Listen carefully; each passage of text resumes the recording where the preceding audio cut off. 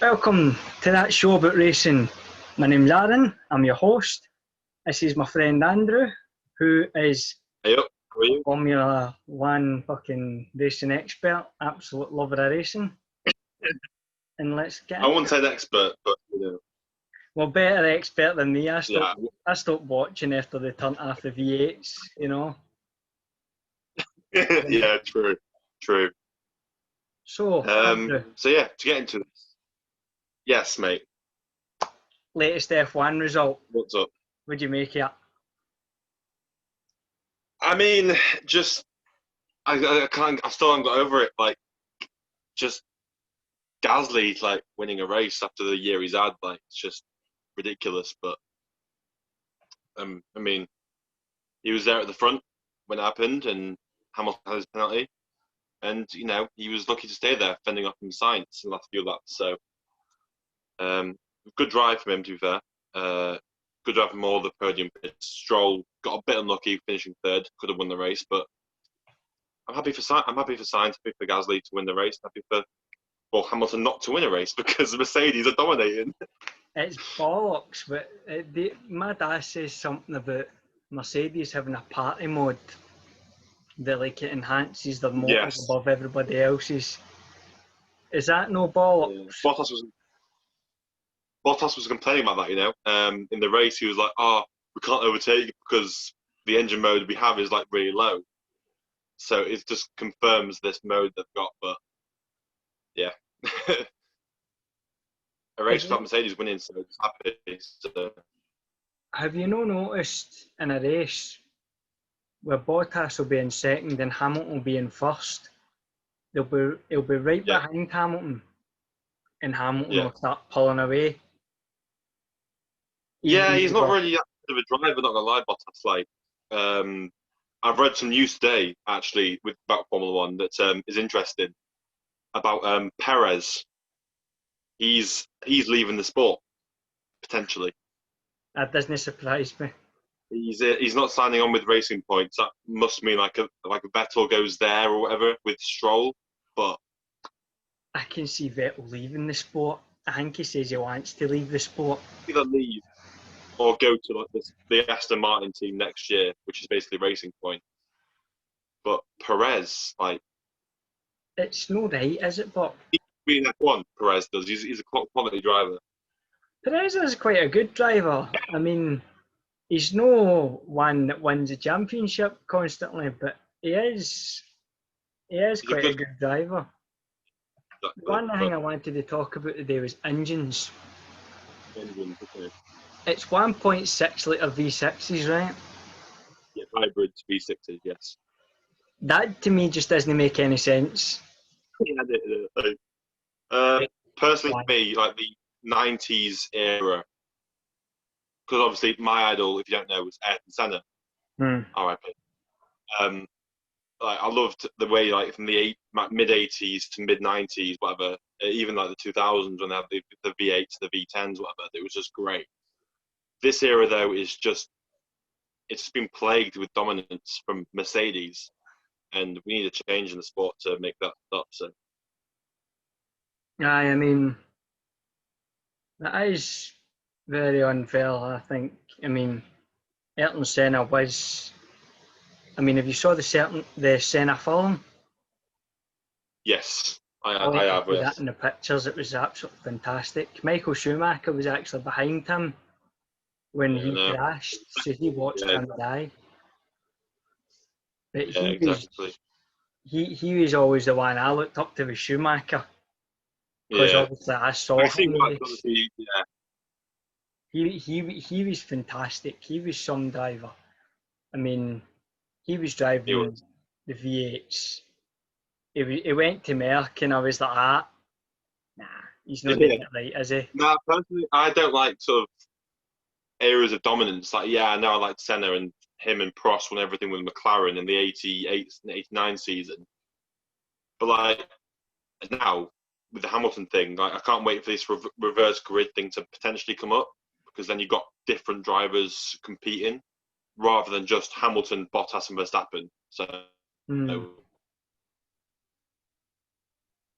can't do the best breathing if it does come in, but I mean, is what, isn't it?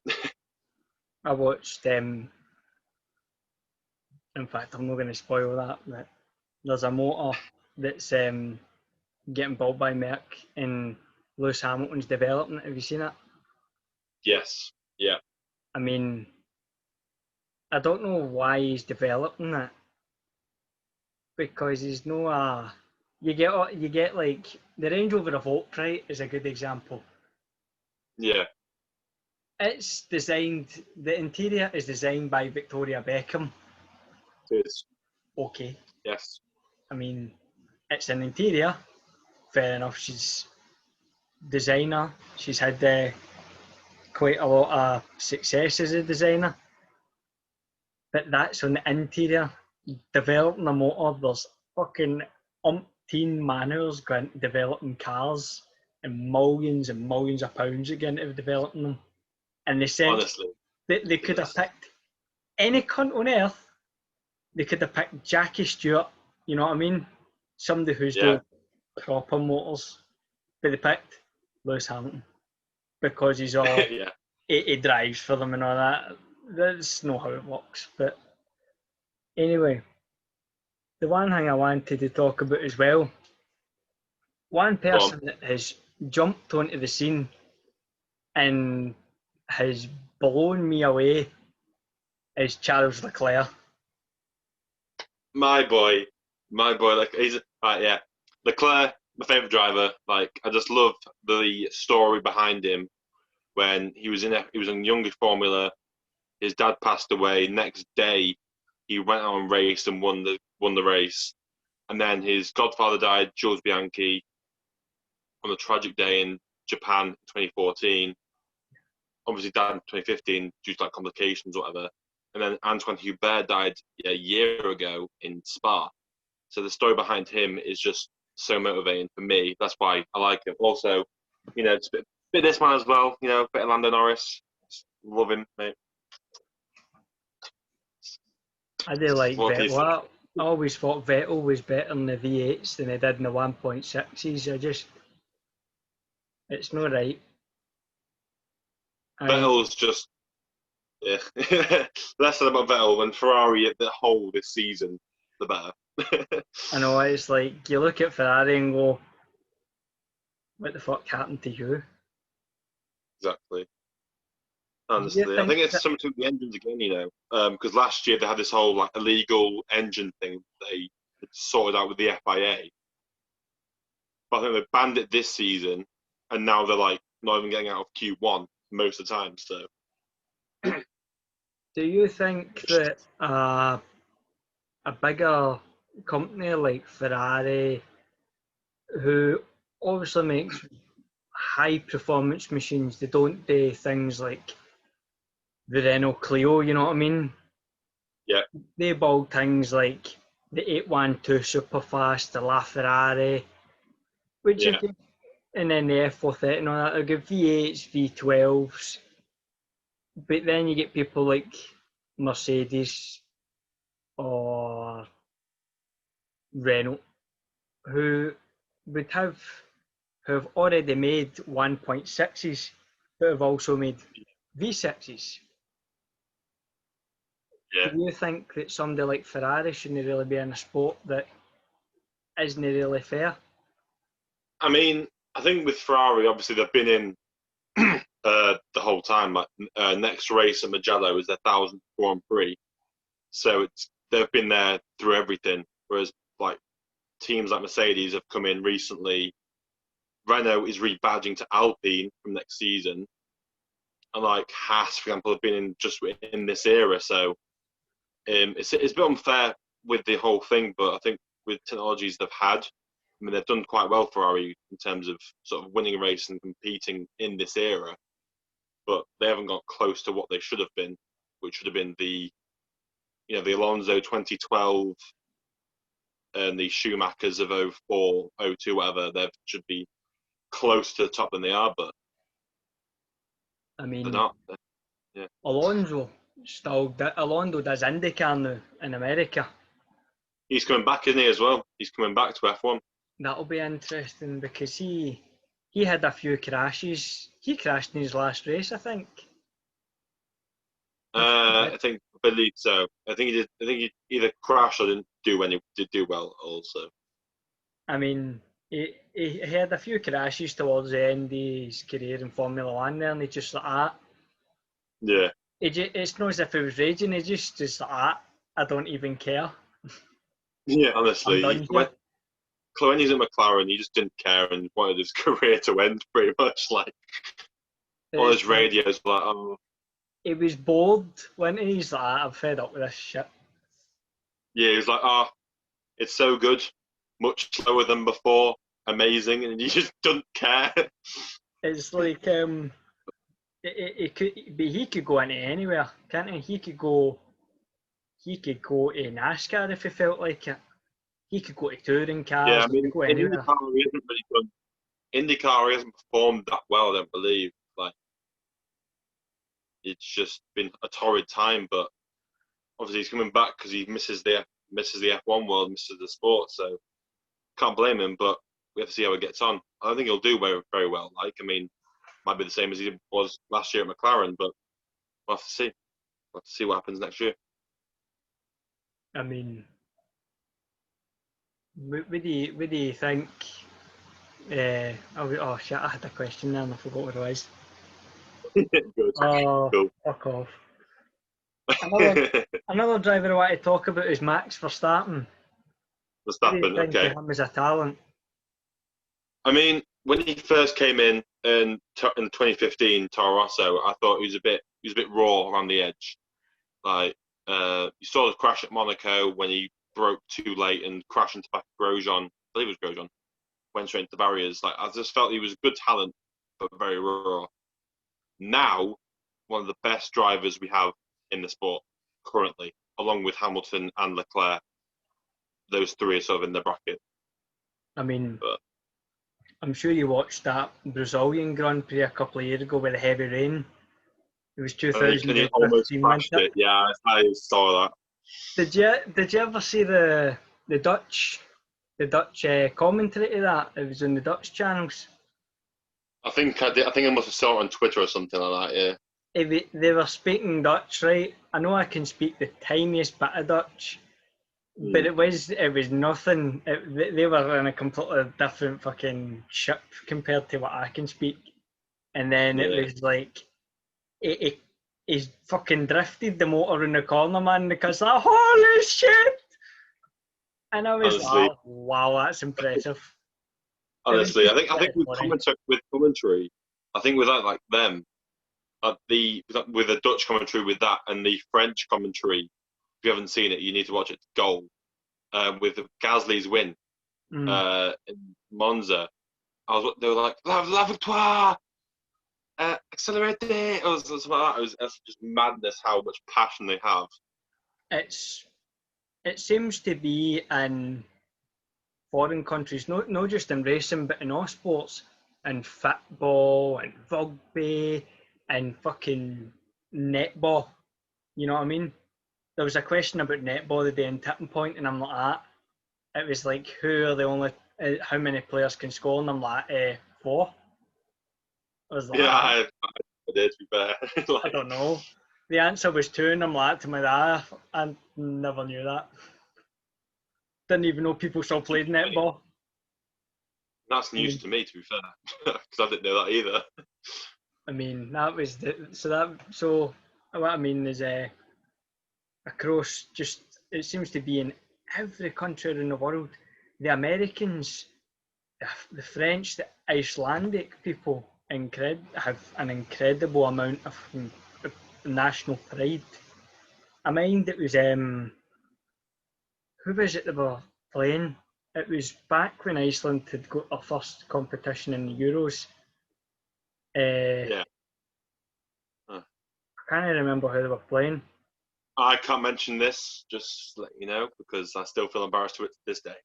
No, it wasn't England. It was in the group stage. Iceland in the Euros. It was just before they had went into the last 16 there. It was the group stage. It was when they realised they had finally got somewhere they finally got beyond the group stage. Like, nobody thought they were going to get there. I had faith in them. I'd watched them play a game and went, they're impressive. And then I'd get the commentary, them going through to the last 16. The guy was screaming, like properly screaming. And I was like, okay. I was like, you don't get Scottish commentators. Yeah, indeed. You don't get Scottish, English commentators doing that. I've never actually watched a proper, like, Welsh commentator speaking in Welsh, like on the Welsh Premier League or something, which I don't know who won it last year because I don't watch Welsh football, which is funny. Honestly, neither do I. I can't tell you the answer to that because I don't watch it either. It's just like, it's the same with like Irish, like the League of Ireland and all that. I couldn't tell you who won the League of Ireland either. Yeah. But I'm sure it was Paris Saint-Germain that won the French league. I mean, I can tell you all that, but it's like, yeah. I mean, obviously PSG won the French league because they've just dominated that league with money, haven't they? So, like, what is money? You know what I mean? They're just flinging briefcases of cash at people. Take this. yeah. What is it? It's an empty briefcase. No, it's full of cash. It's just, we don't give a shit. It's all the money. Exactly.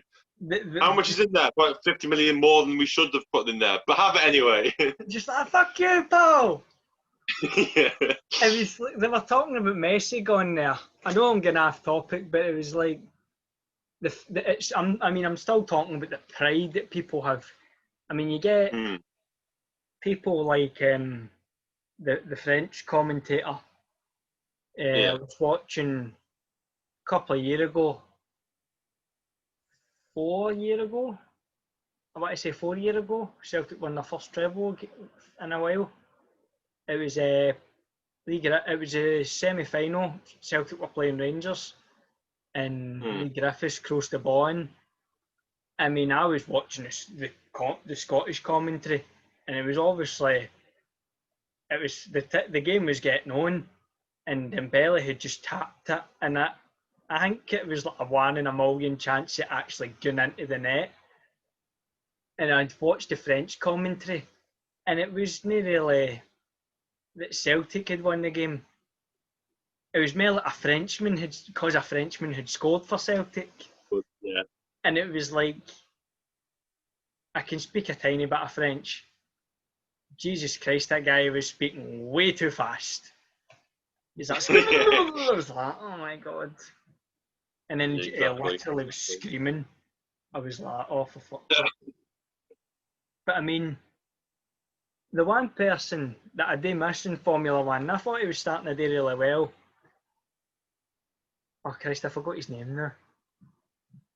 Paul Di Resta. Di Resta. I missed Di Resta. I liked watching him for ages. He was really fighting hard. And then he just went, oh, fuck this, and walked away. And I was like, Yeah, he went to DTM, I believe, in 2014, I think it was. He was racing Force India, wasn't he? I think he was until like 2013, then he went to go DTM, I think, for a couple of years. Now he's back at the commentary. He's doing good in the commentary. I like him doing the commentary. Yeah, exactly. I like Martin Brundle as a racer. I liked Martin Brundle. But God, I can't stand him as a commentator. Honestly, it's just like, I'm like, Brundle, stick to racing. Come on, mate. Like, Rossi's a good commentator. Like, he gets us hyped for different things. For like, when Gasly obviously won, we keep resorting back to this point. But when Gasly was like, Pierre Gasly wins in the race that they won in 2008. I mean, it was like, okay, it's a bit of hype. Brundle's there going, wow, like, he doesn't speak. I think Brundle, I mean, I don't really feel sorry for Brundle, but I think it was actually the last race that Sebastian Vettel won. He had won. Oh, I can't even remember what race he had won. But Hamilton had came in second or third, and he just was not happy. He's like, he got out the motor, he still had his helmet on, and he just walked away. And Martin Brundle came up and he's talking to Vettel. He's like, how was the race? And he's like, it was a good race. And he turns around to speak to Lewis. He's like, Lewis, and he goes, where's Lewis? Lewis is gone. I was like, Lewis is gone, mate. He's raging. But he's like that every time he loses a race. That's the only thing. I mean, I don't think Merck have got, in my opinion, allegedly, the races, I've heard a few people say this now, the races are rigged for Merck to win them. And I don't know if that's true, but it would make a lot of sense. Says, look at the way Hamilton is able to drive and Bottas just lets him pass and all that. And I says, well, you think about that. You could think about that. I mean, he does probably have a good driving ability, but I think the Mercs are a wee bit more enhanced, a wee bit more in front than like the Ferraris and all that. Because the Ferraris are pretty behind on the race. Especially this season, yeah. I mean, that's one thing I don't like about Lewis Hamilton, but is the fact that he'll just, if he loses a race, he'll no hang about, he'll just walk away. I mean, if you lose a race, mate, you're still like 130 points in front in the Constructors' Championship and in the Drivers' Championship. It's like nothing to you, pal. No, that sort of shows as well, like how dominant Hamilton is. I was going to say Merck, but if you look at the constructors, it's Hamilton first. I think then Verstappen second, then Bottas third. Like this is his seventh championship, isn't it? You are? This is his seventh championship. If he wins it this year, isn't it? Yeah. He's going to start needing a fucking new room for all his trophies. He's going to need if he wins this. Because I think next season is basically the same as this season, but like hopefully with like all the normal races. Like I love Imola coming back, Mugello and Portimao, and Turkey coming back, but you miss out all the classic races that you get on a normal calendar. So you're missing Monaco, missing Australia, Bahrain. Well, that's coming later in the season, like China, for example, and the new tracks, Vietnam and Zandvoort. You're missing all of them. The only thing is, sorry, on you go. But like I'm about to say, like we've had 4 winners this. I think it's 3 or 4 winners this season. Hamilton, Verstappen, Gasly, which is still mad to talk about. I think Bottas, but I'm not too sure if he won one. He may have won. He won one earlier. Bottas, Hamilton, Verstappen, and Gasly. That's the 4 winners we've had this season, and we've had like 7, 8 races. It should be more mixed up than that. But. I mean, I couldn't even tell you who wins or loses races. I used to love watching them when it was the V8s. They didn't have like a V8s man screaming up and down Monza. That's sweet fuck. But these engines are like angry beehives. Oh my god! They sit at 200 mile an hour and you're going. I have a 1.2 litre Vauxhall Corsa that sounds better than that. Yeah. And it sounds like a lawnmower. Yeah. I mean, you get near enough the same. Huh? You get near enough the same, haven't you? You got a 1.1. I've got a 1.2 Punter, yeah. Oh, the engines sound terrible when they're so small. Apart for the 1 litre EcoBoost in the Focus. You are? Apart for the 1 litre EcoBoost that was in the Focus, the Z-Tech S Focus that my brother-in-law had. For a 1 litre, that sounded pretty good. They do, to be fair. But anyway, talking about F1 again. Predictions for next race, which is in Mugello. Right. So what do you think is going to happen? Huh? Where is Mugello is in Italy again, and it's sort of a mix of quite twisty It's got a few straights, so a few overtaking opportunities, but it does seem quite narrow and in the sort of turned and twisty bits. So I'm expecting quite a boring race. And if Merck and Red Bull come back again, I think the normal podium, the Hamilton, Bottas, Verstappen podium, no unusual race again. Unfortunately.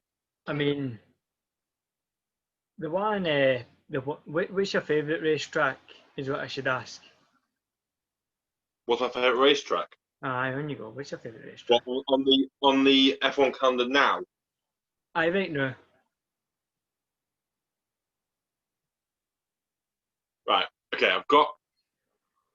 It's gonna be a weird one because like it's one that's just been added to the calendar, but it's that Portimao, the one in the Algarve in Portugal, because it's got a good mix of long straights so you can overtake, got good turns so you can like sort of make braking zones down into there. It does like a good track to race on.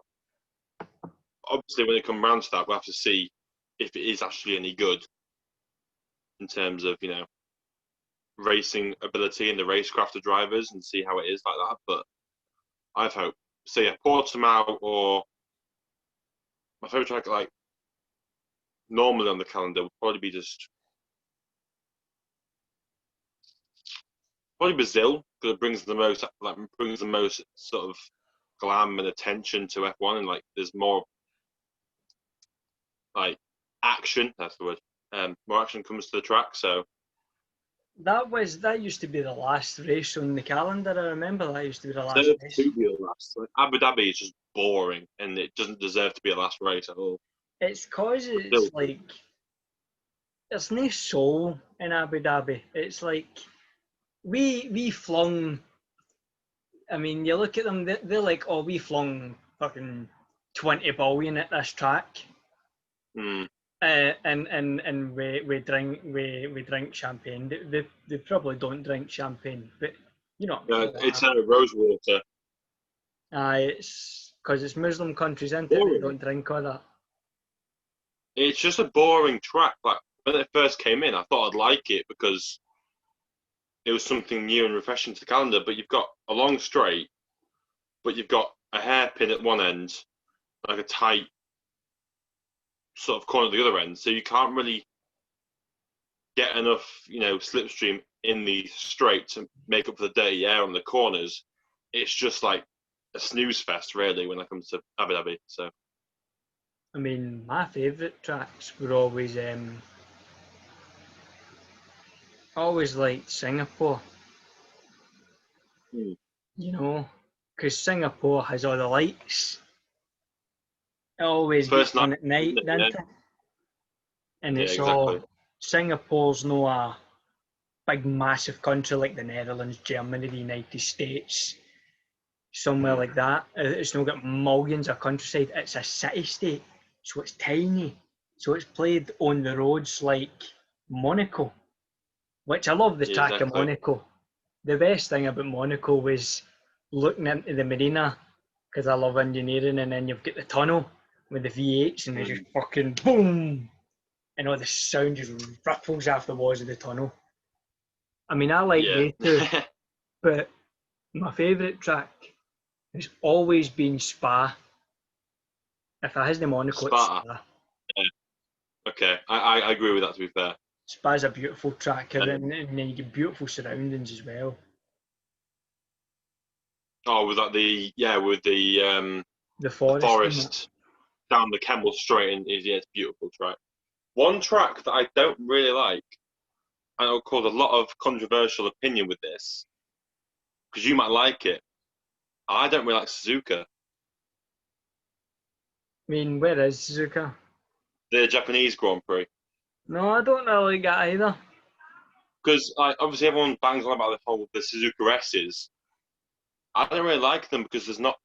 Well, I mean, you could overtake there, but it's just corner. It's like Maggott and Beckett's, but longer and uphill. It's just like we agreed that we don't like the Japanese track. I never really did like the Japanese track, but that wasn't a track that I believe should have been on the calendar anyway.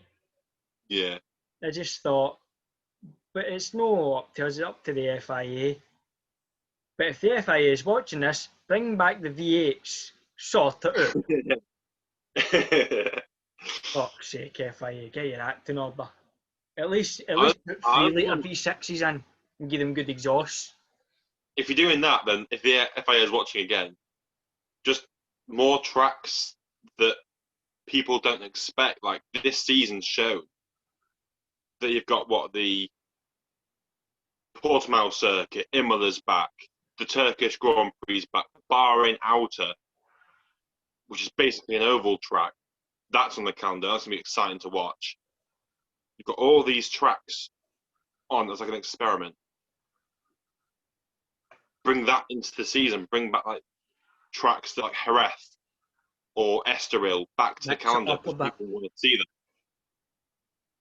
Not just be like racing at Monaco, Azerbaijan, and then Spain, and then France. It's just like somebody says to me, does Azerbaijan even have anything? And I'm like, I think they have a football team. Somebody says the last time I heard of Azerbaijan, they were in the Eurovision Song Contest. Yeah. And I was like, I think that's the only time they really hear Azerbaijan. I think that's the only time they really do really well or something. Yeah, I mean, I don't really know much about Azerbaijan, obviously, apart from the Grand Prix now. I mean, allegedly it's a dictatorship, but that's not my problem. I mean, that's up to if the people of Azerbaijan feel they're unhappy with that, or the leaders of Azerbaijan feel they're happy with that. Hey, that's up to you. That's their issue. Separate topic. Yes, very separate topic. It's up to you if you see that. Yeah. You were saying about an oval track. You were saying about oval tracks. Oh, the Bahrain Outer, which is like straight right, S's back down. And what I don't get about full oval tracks is why would people watch NASCAR? Mm. Why would you sit and watch in a stadium at 200,000 and sit and watch motors driving in circles? I mean, if it's you've got in NASCAR, there's what 40 plus drivers, and they're all compact, so there could any one mistake could be like that, and you're in the wall. So I guess that's probably why. But I agree with you. I don't know why you'd spend 2-3 hours watching a NASCAR race when you can watch. I'd rather watch like the Italian Grand Prix, which was an hour and a bit, 2 hours almost. I mean, you're sitting there. You sit there and go, right, watch a Grand Prix. If you're watching it on the telly, you know what I mean, you'll sit and go, right, they're talking a lot of shite now. I'll come back later, and then you'll probably tune in time for the race, and you're like, yeah, that's good. But then you get like NASCAR. I mean, they do make a bit of a day out of it. I mean, I saw Richard Hammond going when he worked for Top Gear, and they got the B-52 to fly in, and I was like, fucking B-52s. And then they go a guy in a jetpack and all that, and they get a They make a big deal of it, and but yeah, they make a very big deal out of it. But you know, any American fans watching, don't come for our heads. We don't follow NASCAR. That's our opinion. So, I mean, if you want to watch people then driving in circles, come here. There's a lot of roundabouts, and you can just go and move to Milton Keynes. There you go. There's a lot of roundabouts on the island of the United Kingdom. Yeah. Just go and watch roundabouts all day, because that's what watching NASCAR's like to me. Just watching roundabouts. I do like the sound of NASCAR, but otherwise, that's boring. Just fucking boring. Aaron's dream sport is F1 car and chassis, NASCAR engine. Boom. Oh my god. I would need time alone with that thought. Honest to God. It would be like, have you ever heard the NASCAR engines? Yes. It's like listening to just muscle cars. It's great. And you would get that you get with the V8s. The V8s are loud and high pitched, but their V8s, which I assume is V8s because America, would have these big rumbly fuckers. And I They're mean, so rumbly, honestly. there's a teacher in my wee. Ah, shit! I just turned my telly off. A teacher in my wee sister's school. Right. We seen her in the front seat. I don't know if it's a relative or something, but there's a guy that runs about in this big Chevrolet pickup thing. Right. It is wide. Let's just say it's wide. Wide. It's really wide, and it makes some amount of sound. I mean, that's probably the most common thing around here. I mean, up here, I mean, obviously we're in two different places. I mean, you're away down in Knaresborough, just outside, just between York and Leeds. Yeah. And I'm away up in Glasgow in Scotland. But round here, there is a few American pickup trucks. And I've seen one around here, while going to my mates, whatever. It's like I've got like this like bright red and white Chevy pickup, and it always revs down. there's a red and white Ford that actually sits within a 10-minute walk of me. And I mean, this thing hardly moves. And I was just, and you're like, oh, for fuck's sake. Like, There it is again. You hear it, and then you're going, where the fuck's that coming from? Yeah. I mean, you get all the American motors that are always like that, Cadillac Escalades and Dodge Vipers and all that. They always make the most amount of sound ever, and then you get things like an Aston Martin. You start talking, and it just goes, Yeah, exactly. and then especially now with fucking the EU rules we've got with like soft limiters. It's like if you're stationary in like an Audi or whatever or a Beamer, you can't rev above 4,000 RPM. I think it is. Aye, because most of the time you can get done for breach of the peace. If it's above if it's between certain times anyway. I mean, you don't want to deafen everybody. There's actually a guy that comes round here. He has an S5, an Audi S5. It's a 17 plate. Big, beautiful black car. I walked past it today, and it's because I was walking down to get my wee sister to school, and I walked past it, and I was like, that's that one that comes down our street. And it's this beautiful looking big black Audi. But you would look at it and think, it's an Audi. But when it comes round my street, all I hear is, without it even going remotely fast, 20 mile an hour, all you hear is, as it's going past. It's a V8, isn't it? In that, I think so. I think it is in the S5. Either that or it's a V6, but they just got the exhaust on it. Maybe. One thing I do want to talk about, even though they make no sound at all. Oh, okay. Formula Electric. All right, Formula E. What's your opinion on the Formula E? I haven't got into it as much as I wanted to, because when it first came, when I first heard it, I was like, oh, I'll get into it like I've got into F1. It's been, what, 6 seasons, 6 like championships, and I haven't got into it. But I see where it's going. Like, obviously, it's the future of motorsport and the future of just cars in general. It's going to go electric or hybrids.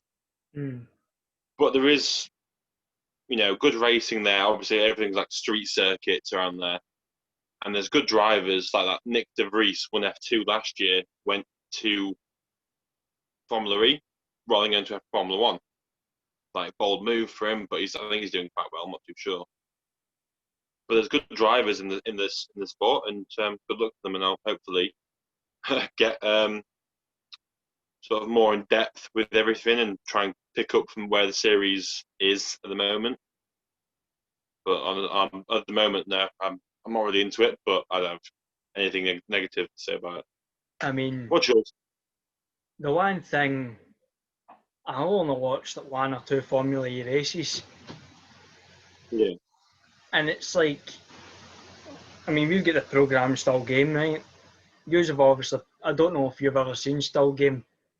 It's dead funny, but there's an episode when the Indian guy is obviously Muslim, and he goes to, he's like, right, I've had enough of life, I'm going to walk on the wild side for once. He walks into a bookies, and he goes to bet on the dogs, and the old guy goes, he's obviously, if you hear one of the guys goes, oh, don't bet on the dogs, it's here too quick.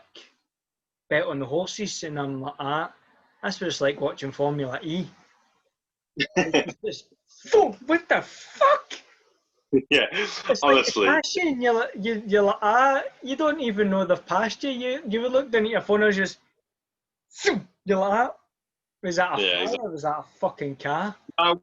With F Formula E though, like I was watching a video on this, like I think Tomo F1 said like, 4 reasons why I can't watch Formula E. And there was the sound. It's got a very sort of high pitched electric sound, Oh, boo! which They're sounds. electric cars. But like normal electric cars don't really make that much sound. Formula E cars like times up by like 10, and it just sounds really weird. And also the cars are sort of the same sort of width and size as an F1 car, obviously due to like the batteries and the safety. But with those wide cars and the tracks being street circuits, it's like Monaco in every single race, pretty much. I think that's quite good, but because I mean, what I would pay to watch people racing about the streets of Glasgow for a day. I mean, there's some pretty tight wee streets in Glasgow. Mm.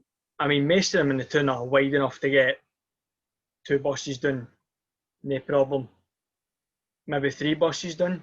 But you look at, there's some other streets. There's a street, my street's quite a crescent, because obviously I stay on a crescent. And I mean, it just bends. But it's quite a long bend. It's not as if it's quite a short bend. It's like quite a long, and then it's straight, and then it's a long bend again. And you look at that and go, that's actually a pretty good place for a racing track. You just, Yeah. but then you've got a hell of a lot of long straight roads. I mean, the main road, no, I mean, a couple of minutes for me. The main road is, I mean, it's straight, and then it goes, it snakes a wee bit, and then it's straight again, and it turns, and then it goes straight, and it's like you make up your mind, is it a fucking straight road? Or is it just a fucking twist, turn, fucking snakes and ladders type road, man? You know what I mean? I get you. That's always one thing. I mean, I never cared. I mean, I always liked motors that make sound. Yeah. But when you've got a motor that's fast, you're not too bothered about the sound. I mean, my dad's motor, well, he's driving my sister's Mini now. That makes an alright wee sound. It's a 1.6 litre, but it's a Mini. You know what I mean? It's like a clown motor. My dad's got a Mondale 2.2 titanium X Sport. He will if he puts the foot down properly on the motorway, it gets to 70 without a problem, but it's a diesel. So you're like, diesel engines just sound horrific. They sound like buses. You know, the buses sound like trucks, and the new buses, I mean, like the new buses coming out of the factory, that's what that motor sounds like, but you never really notice that sound to the diesel engine when the motor is quickly accelerating in the 70 towards the 70. You know? Yeah. It is pretty good. I mean, I think that's a thing about Formula E, is the element of surprise as well. You don't know somebody's coming right up behind you. You're like, where the fuck did they come from? Yeah, exactly. And also with that, like, there's no sort of dominance in it because it's a spec series, so they all use the same sort of chassis, I believe. But I started to watch the first season, and then I just stopped with it. But from what I've heard, there's good quality racing. There's no sort of dominance in it, and it's got good potential. So I mean, it's quite good, I think. I mean, yeah, I like racing. I do like racing anyway. The one racing I've never really been into is touring cars. I never really liked touring cars or bike racing. I never really liked that. touring cars were my childhood, my friend. Take that back. I never liked touring cars. I never I got went to that. loads of touring cars. I went to loads, like with I my mean, stepdad. I It was knew. great. I don't. Sorry, Andrew. On you go. It's fine. There you go if you want. I know, because I'm just going to end up jabbering here. But the thing is, you'll probably agree with me. When was the last tour? When was your first touring car race? Do you ever remember your first touring car race? First one I went to, Aye. uh, 2006, I think, at Croft. Do you remember any of the motors that were racing at? I mean, No, really. those no. No. I remember my first football game. My first game was 2008. It was the Scottish Cup. It was the Scottish Cup. It was Celtic and Aberdeen at Parkhead, and we get beat. In case nobody watching this has ever realised, I am a Celtic supporter. Celtic get beat 1-0 after Aberdeen. They were unlucky, but they had I remember they had Gordon Strachan as the manager. Arthur Boric is the keeper, and I can remember we were sitting in the main stand, and the Aberdeen fans were on the corner having a party. And my dad had one word for them, and so they are, but I'll not repeat it. Yeah, best not. Best not. Bloody Aberdeen. I'm disappointed with your performance this season, but we'll move on for that, right? That's a different show.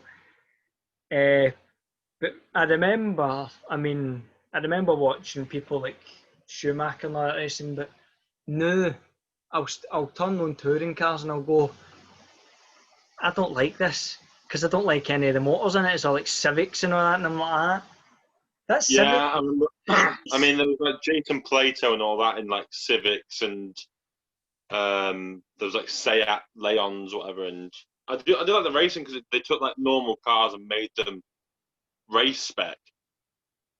It'd But be quite fun to actually watch normal motors day racing without all the spec on it. It'd be good. I mean, imagine yeah. mine and your motor racing one another. Oh Oh, my funny. god. Sitting there screaming at You have to 30. cut this bit, by the way. Eh? You might have to cut this bit because I'm putting my phone on charge. That's no bother. Hopefully it stays.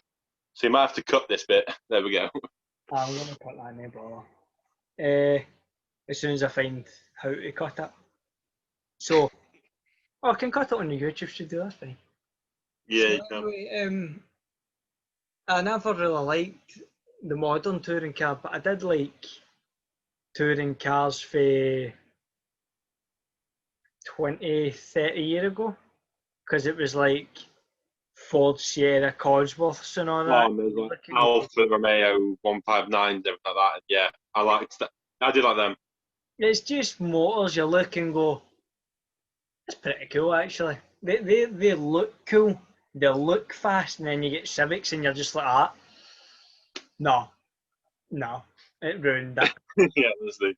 Like Civics and Focuses and Seats, like honestly. I mean, Focuses, and I never really liked the Focus. I mean, the new Focus looks a bit like a rally motor.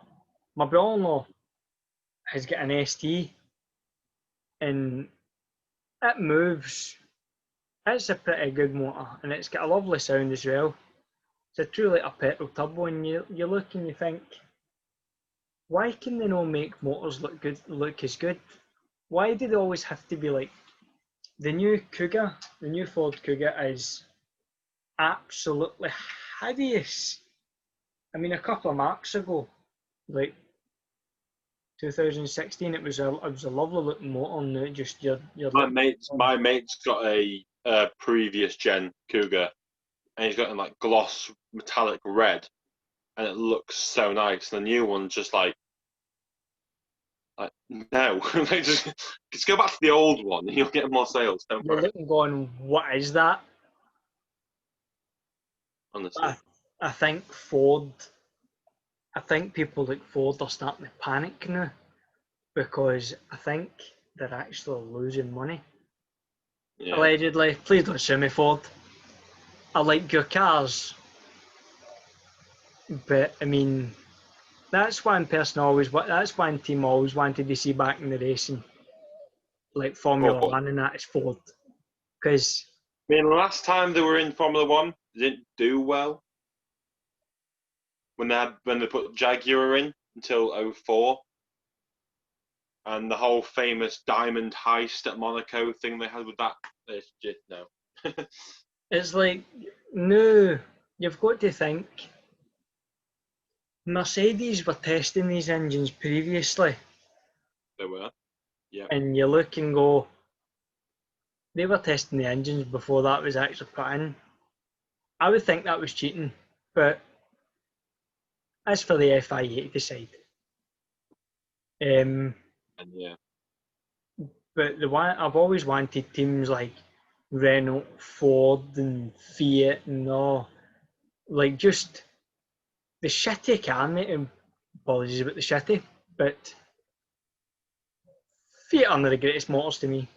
I mean, I like Ford, so in the Ford one, I mean, that's the thing. Like in the F1 world, you've got Ferrari, McLaren, who are like supercar makers. Then you've got Alpha.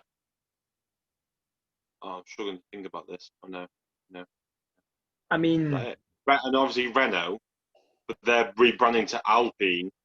So you've got those sort of things. You haven't got like a Ford or. but the constructors don't always use their own cars. They don't always use their own engines. It's if I'm right, in the McLaren, it's the Honda engine. It's now I think it's now Renault, but next season they're moving to Mercedes again. So McLaren will have Mercedes engines. And we'll just see how that And one Alfa and Haas have Ferrari. It's just all complicated. Like, why don't we just go back to V8s, man? It'll be so much easier. Everybody makes V8s. Even Renault must make a V8 somewhere. You know what I mean? Probably do. One of their like country-based trucks or country-based cars, whatever. Yeah. But no, I think obviously with the whole thing with F1, like they want to try and sort of suss it down to the world's like economy and emissions or whatever. So that's why I've gone the V6 era, the hybrids, because that's what everyone else was doing at the time. But I agree with V8 would have been better. Like, but I mean, soon enough, in Scotland, I know anyway. In a market report I was reading. I don't always read market reports, so please don't slag me in the comments. I don't sit and read the Financial Times. The paper's like £5.50 or something. I can imagine you doing that in your spare time. I just sitting there in the chair and Financial Times, what's happening? It's that either that, or I could get it on my phone, but the Financial Times is like that wide. I mean, it's not even in my screen. I mean, like a page is like a metre wide. You're like reading it, you're sitting going. It's fucking. Whereas on your phone, you could be like, cool. Like, I mean, anything. That's how, like the Sun and the Daily Record and all people like that, all your publishers, the Sunday Herald, you'll get. I mean, there's a local newspaper down there, is there no? Down theirs, but there must be a local newspaper. There's Harrogate Advertiser. Well, there you go. They had to get Appletiser. Appletiser? Nah, good mate. Oh, for fuck's sake, that's funny. No, I mean, you get it on Comments. your anyway. Comments. Slew him. Slew him. Fuck! Appetizer. Oh, shit. It would enhance the taste of harrogate, so that's not my fucking problem, bastard. The other thing I was going to say there was that everything's all computers, which is boring. You look at you would look at I'm trying to find the motor. I mean, I know I don't want to use my motor. My motor's garbage. I mean, my brother-in-law's motor. My brother-in-law's an 18 plate, right? Well, my brother-in-law's not an 18 plate. He's an old bastard. Sorry. But sorry, Big Ian. You're a bit older than your motor anyway. Just fucking skipped my laptop there. So he's got an 18 plate Focus ST. Right. The seats can move on it. They're electric. You can move them back, forward, up, down, and you can move the back. You can actually move the back as well. It's all computers. Computers are everywhere in it. Newer motors, like maybe a Tesla, and there is nothing wrong with computers and motors really. Yeah. To a certain extent there isn't. But in Tesla, that's the motor of the future to me, is a Tesla. Because I sat in a Tesla at a motoring festival, and I was like, this is incredible. I mean, you can move every seat in the motor, and the centre. That's one thing out here. You were saying, "Oh, I'm not going to do a Scottish accent because I can't do Scottish accents. So I'm going to have my basic English one, but I'm representing what you said here. Oh, computers in cars are just boring. You've not let me finish. Teslas in the future. It's like an iPad screen and nothing else. Like, it is a computer. I mean, you've not let me finish. You can't open the glove box without pressing the screen. I've not finished yet. I mean, I'm just saying, like, you can't even open the glove box. But I've not finished. Pressing the screen. I know, but I've not finished. It's but the things, computers in a car. I know it's the future, but I prefer much older cars. I mean, I like Cortinas and Granadas and Capris, motors like that, and MGs.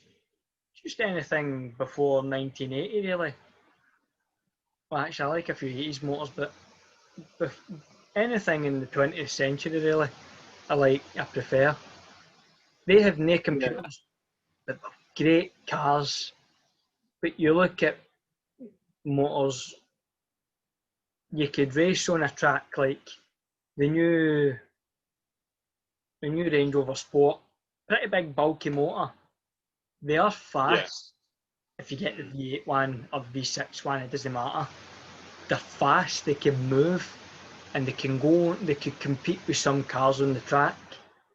But it's you look,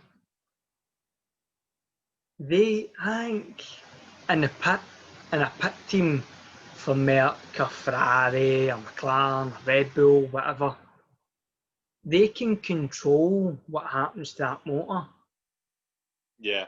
Which is, I think, that's just like, you may as well be doing what the Tesla autopilot does, just let the motor drive itself. If they can control that, then you're redundant just already. You're the driver.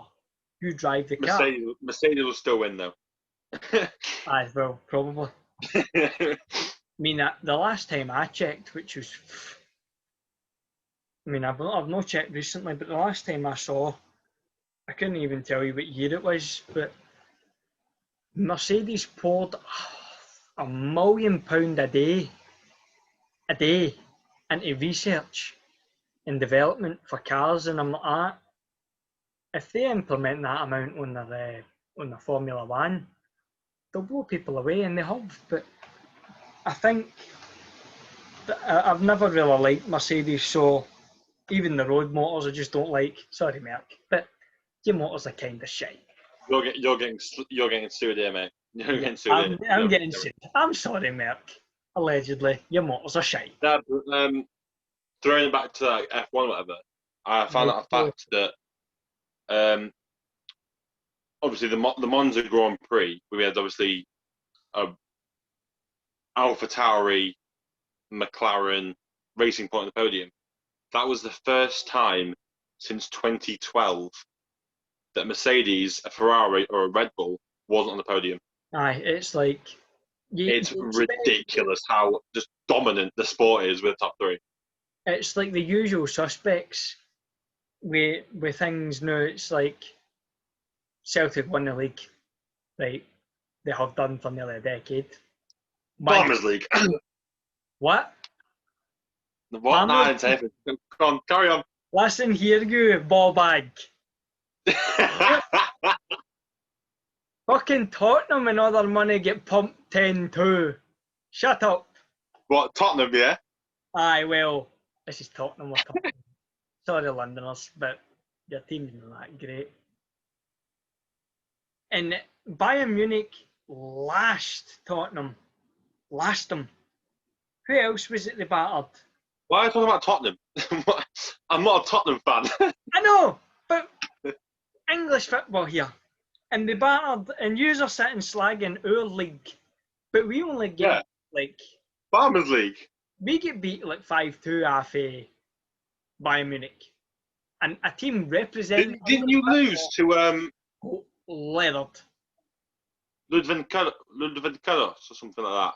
Aye, some Hungarian mob. I don't even... In the Champions League. Oh, my God. Like, what was that? Hashtag bin off the Scottish League. Thank you. Listen, ball bag. I'm joking. Fuck you. Fuck this bastard. Absolutely do him in the comments because he's a prick. No, I love supports shite teams, right? He supports Manchester City.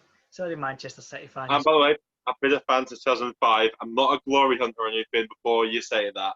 He's a fucking glory hunting bastard. I was there when we had Georgios Samaras up front. He hunts me a glory in fucking Indiana Jones, this cunt. Huh?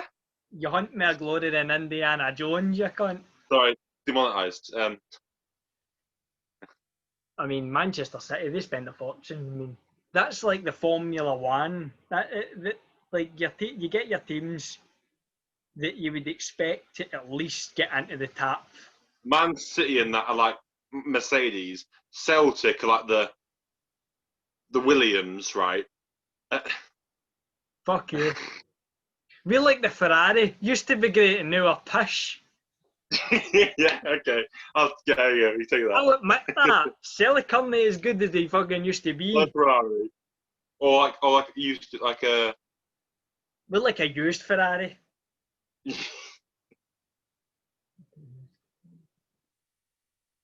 The 2005 Ferrari, that's what Celtic are. A good can win the league, we can win what, one race but nothing else. That's Celtic. It's like fuck all, man. We won the league.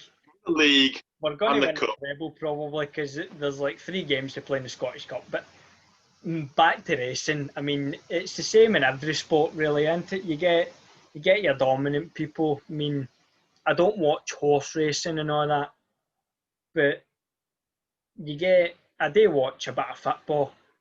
I mean, I prefer to watch Scottish football because I just think it's much better than English football, which is shite. So, it's like you get Celtic has got proven money that is proven to be in Scotland. What, 10 mil? There's a hell of a lot of eye in the rest, do you know what I mean? That's a hell of a lot in Scotland. There's a hell of a lot of money in Celtic. Celtic is on the London Stock Exchange, ball bag. And it's got a hell of a lot of fucking money. We're building a hotel. Fuck you. Where's your hotel? Got a whole campus in the Etihad, mate, so... We've got a whole campus. Well, Wait, it's where we have a hotel anywhere nearby, and then we've got like 10+ training pitches, and we've got a whole university campus. we've got. So we don't need a hotel. Ball bag. We've got. Do you know? I'll let you into a secret, right? Having a hotel actually makes you eligible for hosting Champions League finals. Where's your hotel now, you think? I see, he's fucking quiet now. But anyway, you mean you've got it in like, I'm trying to think of another sport, but I can't think of anything now. I mean, an American sport, in Americans, you've probably got like, MD can win American football, but I don't know who the highest spenders are. I mean, there must be like, they get paid, their players get paid the most eye-watering amounts of money. Like, they're like, what was it? I read something in the paper going to college one day, and it was Cristiano Ronaldo's contract had just been renewed. It was something like he was getting 365 grand a week or something, and Bale was complaining he was getting about 5 grand less, and I'm like, only 365 grand a week. Is that it? You know what I mean? 365 grand a week. It's like, oh wow. And the F1 drivers, they must get paid a lot as well. But we're gonna have topics. Hamilton gets paid 40 million a year. That is a lot of money. Allegedly. That is. We don't know about actual figures and tax. He allegedly doesn't pay. I was going to mention that. Allegedly. Allegedly does not pay his tax. Yeah. I mean, I don't know about the rest of them, but they all live in Monaco, it seems, so they probably all don't pay tax. Well, that's a tax haven, isn't it? Allegedly. I think like Vettel gets paid like 30 million. Yeah. They probably all get paid in euros or something, didn't they? So they can hide it off, and they can hide it in offshore tax funds or something. Yeah. They probably all fucking. I mean, they probably practically they stay in Monaco with all their yachts and that they probably own. Actually, do you know there's actually a funny one with a yacht? I was watching that clip of that. What'd you call it? Stephen. It was an American talk show host, Stephen something, and he was talking to this Russian oligarch that challenged Vladimir Putin to the 2012 Russian presidential election or something. And he was sitting talking to this big guy, and he's a huge big guy. I mean, he's sitting like in a normal chair, and his legs are like, his knees are up to here or something. He's fucking huge. And he did something, he's like that. So this Steve, we'll call him Steve, right? This big American talk show host says to him, "Is it true that you've got a yacht?" And he says, "Yes, I have yacht." He's like, he says something about it, and he goes, "No, I do not know where my yacht is." And he's like, "You don't know where your yacht is?" And he goes, "No." He's just pure unfazed with the fact he's misplaced a yacht. He's like that. He's like, I can get another one next week. You're looking going, what? How the fuck? I mean, that's the type of money. You've misplaced the yacht, and you're like, yeah, I've lost it. I mean, no, know where it is. F1 must be. I know we get off topic there, but we're making comparisons here. I don't even know what this is anymore. Like we always like talking about F1 off topic, back off topic. It's just gibberish. There you go, guys. You're welcome. We're making that. I mean, that show about racing. That's what this is called. But I know it's pretty off topic for a bit. But the thing is, this is that intro video. Like we will go back to previews of races, whatever. This is just like an intro. It's like this isn't always what you'll get. Allegedly, do not allegedly. this. Oh, but No, things we'll bring you previews and predictions we'll have for races, and sort of when it comes to pre-season, who could do well in testing, whatever. It's mainly a racing F1 sort of show, but this is just plank gibberish done. yes. Co-host because you just dictated everything there. Huh? You're lucky you're a co-host because you just dictated everything that happened. I'm not gonna lie, I was just guessing, and He's right. He's right. So, but I mean, we'll mostly be talking about races and blah blah blah things, and other types of racing like NASCAR and IndyCar, just to make it interesting. Otherwise, people will be going, Formula One's fucking boring. But I mean, for the American viewers, I mean, you might like Formula One more than NASCAR because it's driving around in circles, but it's different. But I mean, my predictions for the next race is probably going to be Hamilton because the Mercs have got it rigged, supposedly. I mean, obviously, I think the Ferraris, because they've got a new livery, haven't they, for their 1000th Grand Prix.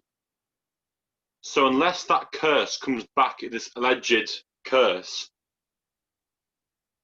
where if any team goes like to an old livery or like themed on an old car, whatever, Mercedes do horrible, like Germany last year.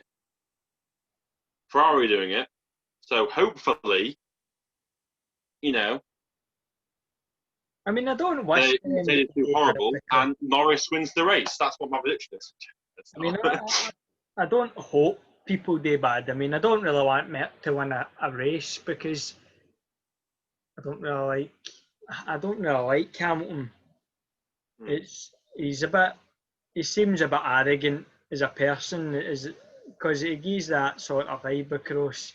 When he loses races, he's kind of arrogant, and you look and go, "You're a prick."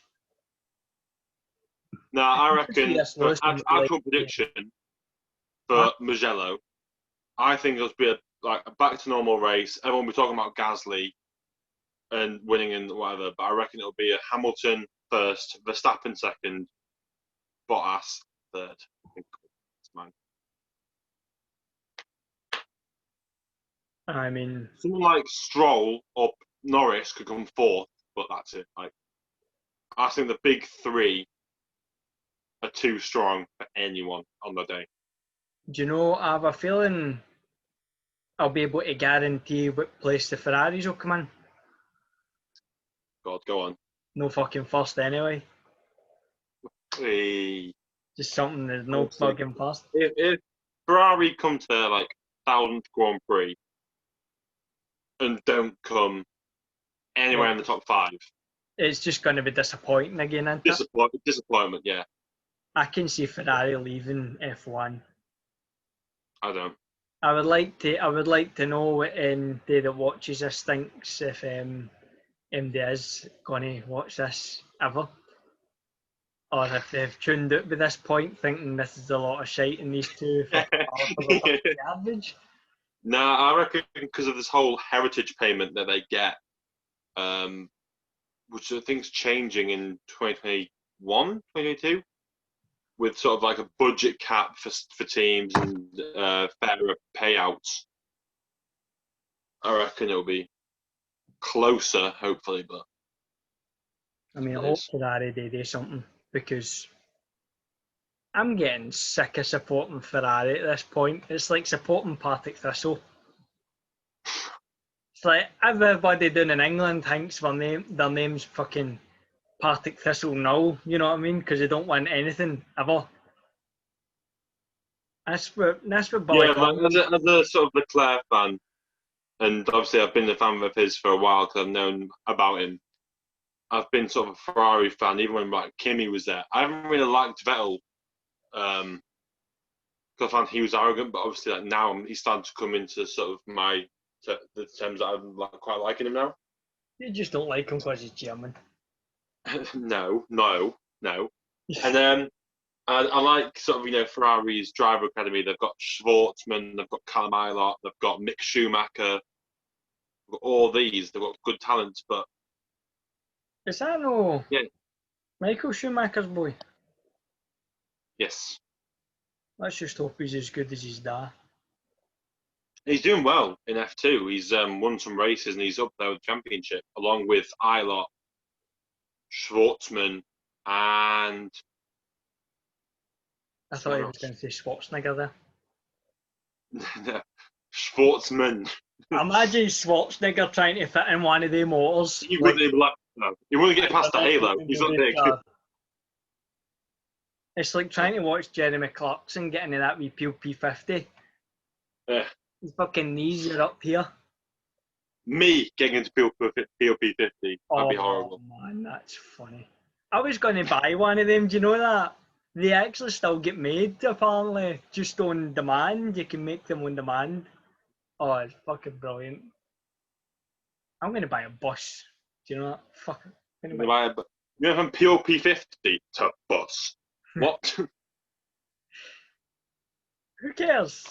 I mean, I've got somewhere I can store the bus. I've not got. I mean, I could probably just pull the PLP50 into my living room, you know. You probably could. Yeah. Why not? I'm telling you something, but I do wish that young Schumacher all the best, and Yeah. I hope his dad's still about. As an idol of mine, I hope his family's alright. And I hope all the other drivers are still. Keep fighting, Michael. There we go. We'll say that out there. I hope the other drivers are still about, you know. I hope Ayrton Senna and his wife and all that are still alright. Because people forget about them when they die. People seem to forget who they are. Like, does MD even. People younger than us, they'll not really know who Michael. They'll not know the joy of watching people like Michael Schumacher. Exactly. They've grown up watching.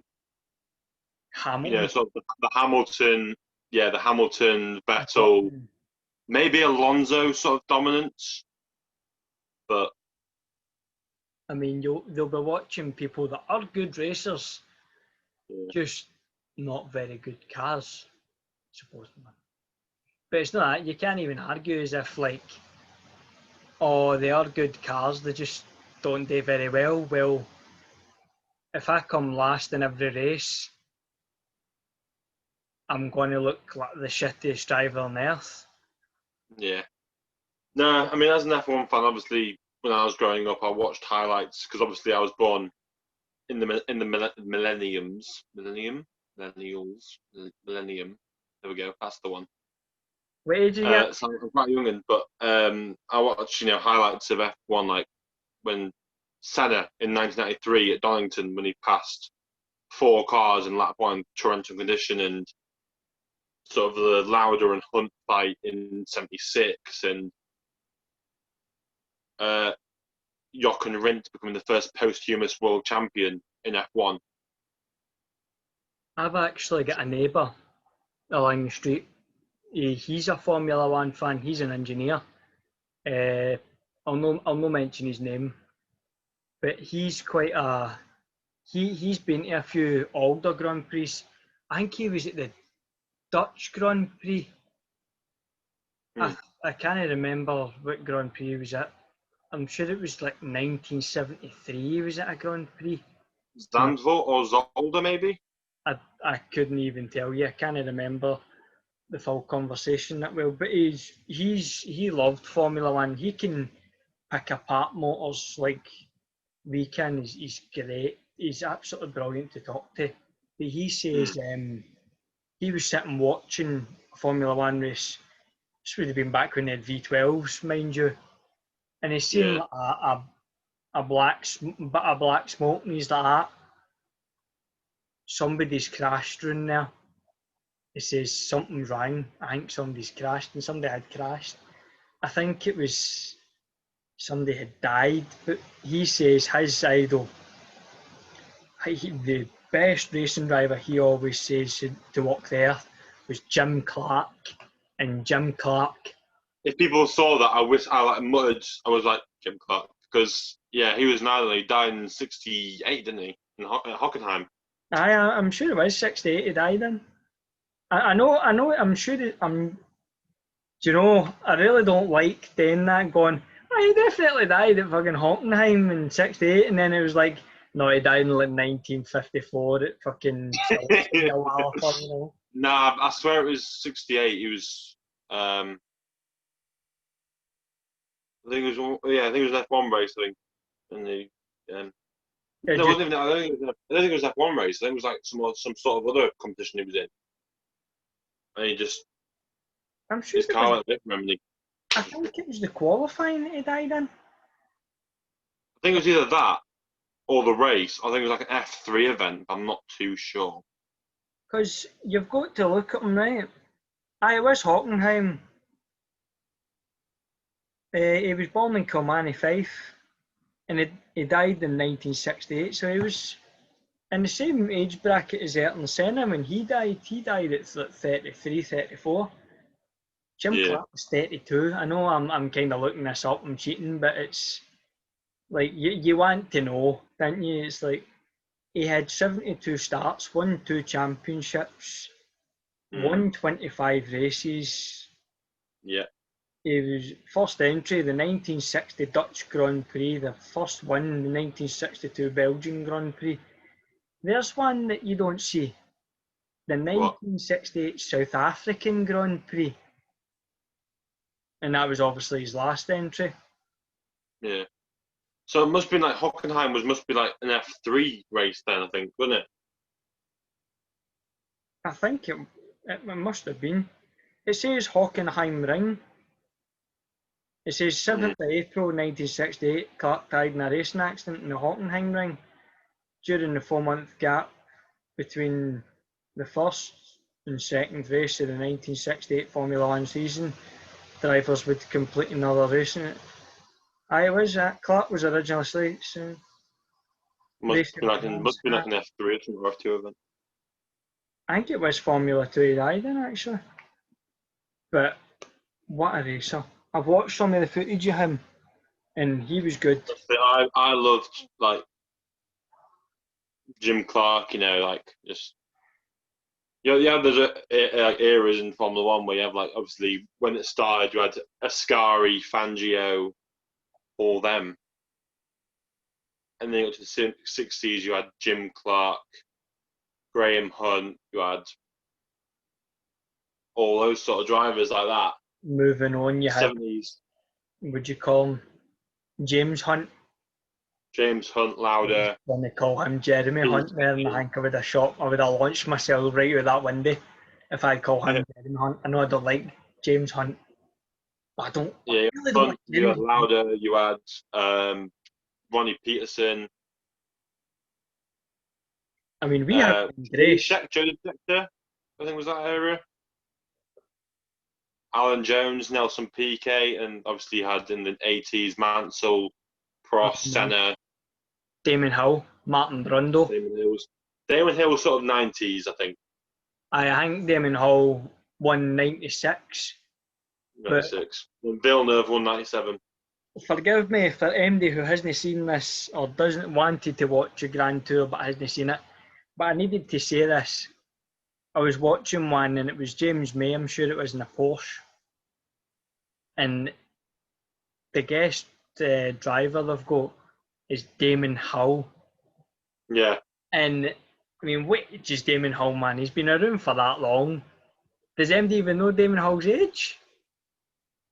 He must be like 50, 60 odd, not gonna lie. He must be, he's over 50 anyway. Because he's been doing the race, he's been doing racing commentary since I was 5, I think. I can't even remember the last time that he wasn't doing the racing. He was a good driver. Like, he was very underrated for his time. Because you had like Hakkinen, Schumacher, all in that period of time. You had very, very, very good, very hard drivers, and you're looking going, he never won that many, did he? He's not that great, and then you're like, well, when you think about it, it's like getting it's like looking back years ago, you would look and go, there's a lot less red tape.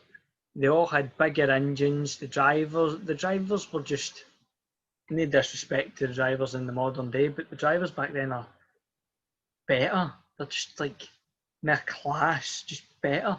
Like Schumacher, Some of Senna. them are better. But in that, sorry to interrupt you again, but some of that era was obviously you had your Schumachers, your Häkkinens, your Villeneuves, your Hills, whatever like that. But on the other end, you had like Ricardo, Rossi, and all them who were even struggling to qualify. So now at least you've got like the slowest driver on the grid, Latifi, and he's still quite quick on the modern grid. So this grid sort of for me is quicker than the old ones because of the fact that with the old drivers you had all like the really good drivers and like the really shit ones who paid for their seat and didn't pay off. Like Yuji Ide, he was awful and stuff like that. Who's that? Who was the driver that I had a lecture in college that says that? It says, "Oh, I don't think he should be racing." I think it was Leclair when he started first racing. When he first started racing, I'm like, he's What, when he went to Sauber? I don't know. I think it was when he came into the Ferrari. I don't know. I can't. Oh, when he came to Ferrari, everyone was saying it was too early for him. But I mean, second race he got a podium and almost won the race. So he's pretty good now. But I think it was Leclerc when he first started racing. I'm like, who's this cunt? And now it was probably Leclerc or Verstappen because obviously Verstappen started when he's 17 years old. Is he? He started incredibly young, and you look and go, yeah. The amount he's actually achieved, the amount he's actually fought as a young driver. You know what I mean? Half the drivers at his age have still got their fucking P plates on. You know? He is honestly he's so talented, is Max. And when he first came into sport, like I said earlier in the show, it's like he wasn't appreciated. Everyone was slating him because he was like came into the sport at 17. He's too young. Like, he's too young. He's not ready. Blah blah blah. He's going to cause havoc. And yeah, for the first few races, he did just fuck about. Basically, like you try to find his feet. But now, what is it? 5 years, 6 years on from his debut. They're fucking right. He's causing havoc. If he had a competitive car like the Mercedes, he'd win the championship. Like Hamilton will not compete with him. If he had the same motor as Hamilton, Hamilton wouldn't have a chance. No way. Like the only person Hamilton's had competition with recently is Rosberg, and he beat Hamilton. I mean, if Verstappen or Leclerc were in the same car as Hamilton, they would beat him. Bet you. I mean, I just think that.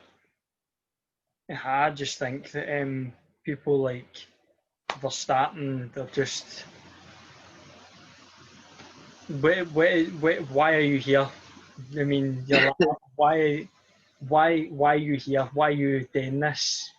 You're like, you were 17 and you came in and you just breezed past everybody. You're like, who the fuck are you? Yeah. It's incredible, but moving on again.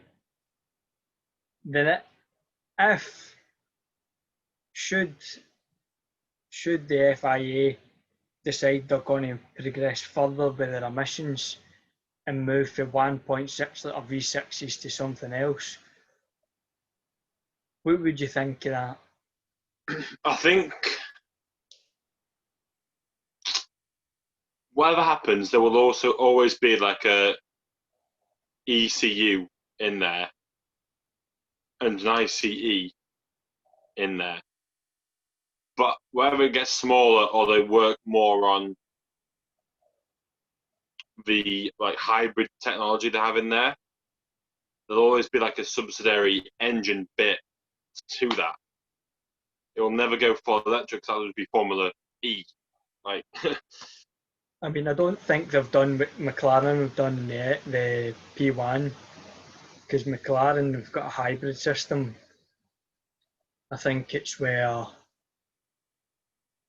in between gear changes the electric motor works, and that's how the P1 just. I think the P1 would actually beat an F1 motor in the track if it wasn't for all the downforce in an F1. on a straight, maybe in corners now.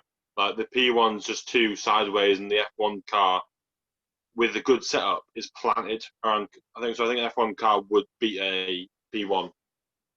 I think F1 car would beat any car on a track.